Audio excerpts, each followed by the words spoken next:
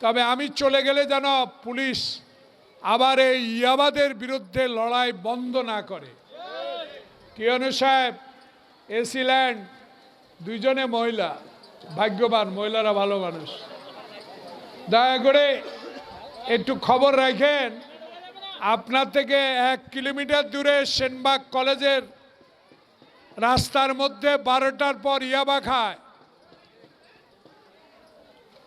ওই যে পৌরসভার শেষ মাথা নেতা মুস্তফার বাড়ির কোনা দিয়ে একটা প্রাইমারি স্কুল আছে, শিক্ষক আছেন নাকি এখানে?